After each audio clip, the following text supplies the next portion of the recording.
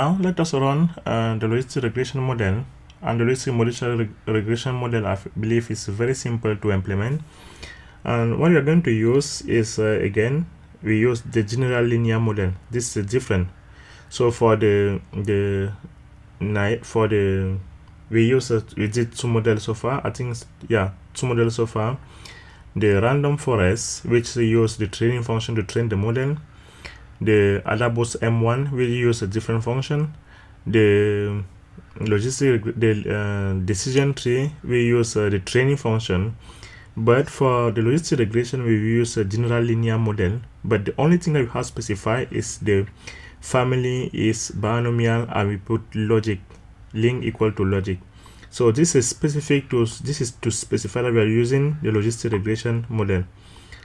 And we are using the data set, is the training data set. So you can type a question mark and type a general linear model. GLM stands for general linear model, and see what that function does. General linear model. You will see the description here. Just what I like on R. You can see if you don't know some information, you can see how to use it here. So you can say that we have the formula, the data, the weight, and method. We have the method here. So the method, you can use a different method. There's a lot of information here, but the simple way to use for the logistic regression is you use the general linear model function. You want to express y based on all the explanatory variable. The family is binomial, so this is the where you specify. I'm using the logistic regression here, so this is specification for the logistic regression. And then we use the training set. So this is very straightforward and simple. So you can train our model. I also set the seed because I want to run, if I run the model many times, I have the same result. So I set the seed, then I can run this model, and then I can train it. So this is the training phase of the model. So I can run here the training. You can even summarize the model for logistic regression and see what you have as a result. So this is the summary of the model. Now I'm not going to explain. Basically, you see that you have the intercept, you have the x, the response variable here.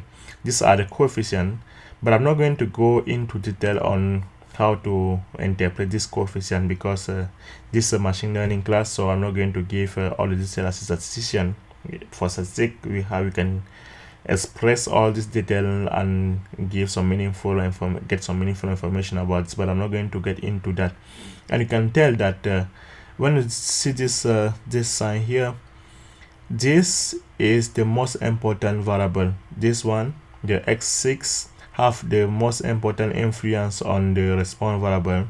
After that, you have the x12, you have the x18, you have the x19. So all these variables, some of these are not very useful, but this is the most important variable. When you see some sign here, these are the most important. So this is the first important variable for this prediction. So this have a huge influence on the response variable. So for somebody who is dealing with this kind of model, you can tell that this variable, how you can emphasize on this to influence the result. So that's just one part of the description. I'm not going to give all description for this because we're not doing statistics here. So we're just trying to use this model to predict.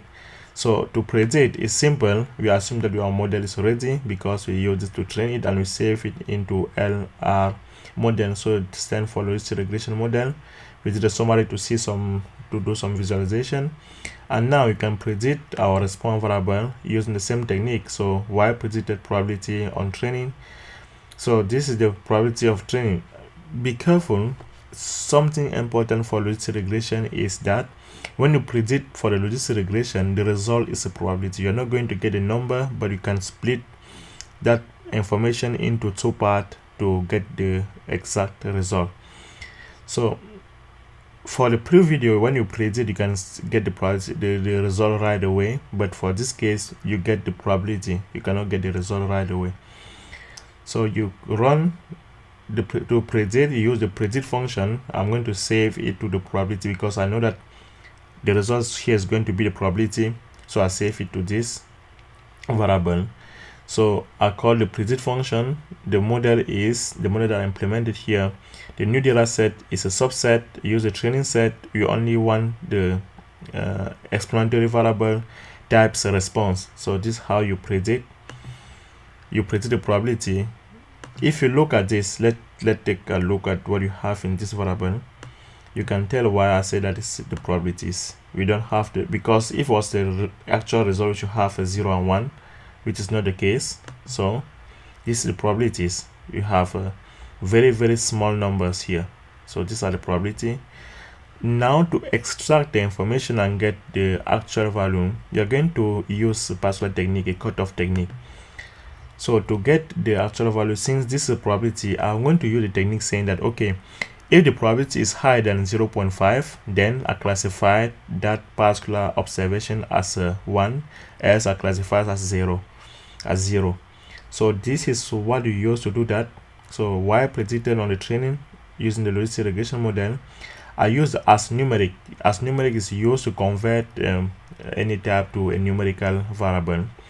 Now I use the if-else function. Basically, I use the if-else function.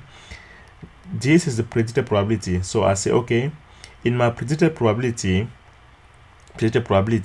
using the logistic regression model on the training set, if the probability is greater than 0.5, I put 1, else I put 0.